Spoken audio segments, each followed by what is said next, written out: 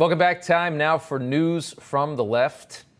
First up, it's been a wild spring break so far in South Florida. I miss those days.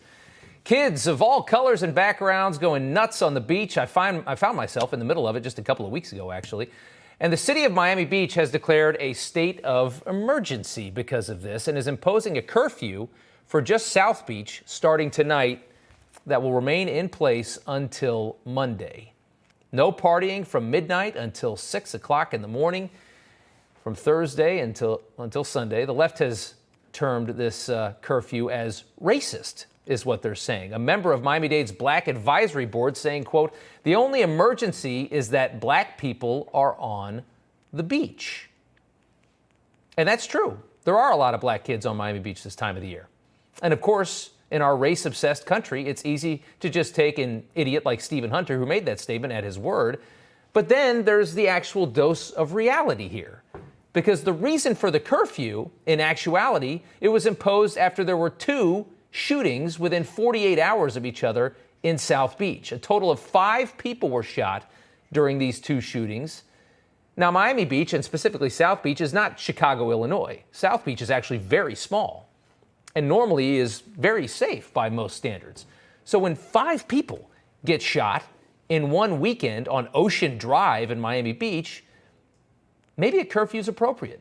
Maybe protecting these kids from more bullets isn't racist at all. Maybe it's just the opposite for those clowns out there that just see race in everything and have no freaking common sense. That's the curfew story in Miami, if you've seen it popping up all week. There's some clarity for you. Next up, former NFL player Colin Kaepernick, who made a Netflix documentary comparing the NFL to slavery, continues, for some reason, to beg to be put back in chains.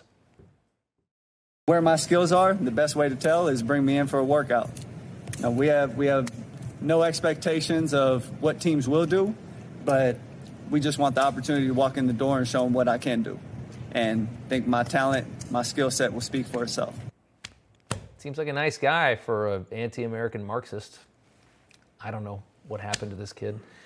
But imagine having all that Nike money, all that former NFL money, all that Netflix money, and still begging to go back into slavery. Defies logic. I don't get it. Next up, hilarious tweet coming in from rapper Ice-T, old school rapper Ice-T. I was robbed at a gas station in New Jersey last night. After my hands stopped trembling, I managed to call the cops, and they were quick to respond and calm me down. My money is gone. The police asked me if I knew who did it. I said yes. It was pump number 9.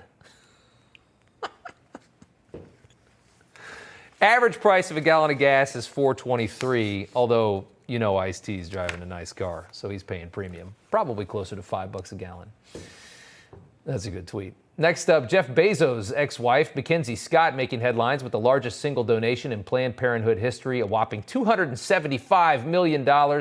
Donation part of her 2019 pledge to give away the vast majority of, quote-unquote, her wealth. She's donated billions this year, it seems.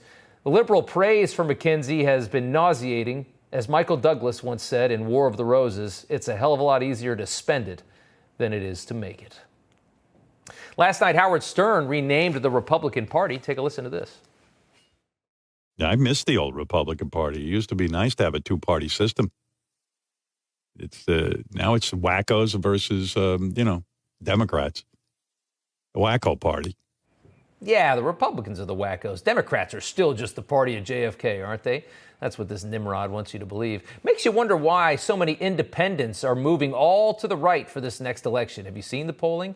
What about Trevor Noah, Bill Maher, Russell Brand, all moving to the right, abandoning the loony left? Howard Stern is the epitome of what happens when an entertainer gets way too rich. They go berserk with guilt, and they lose their muse. That's Howard. Next up on CBS this morning, 2 women outraged by the Ketanji Brown Jackson confirmation hearing. The race card has never been played harder. Enjoy. I watched a lot of the hearings yesterday. It was very painful to watch. After an emotional and exhaustive hearing with searing attacks on the first black woman who is likely to be confirmed to the Supreme Court. Searing attacks like questioning her sentencing guidelines, searing attacks. These people are freaking clowns. I don't recall any questions about Jackson's high school antics or humiliating her for her religious beliefs for those searing attacks. Just questions about why she's so lenient on people who like to watch kids get raped. But I guess that's a searing attack to the girls over at CBS Morning News.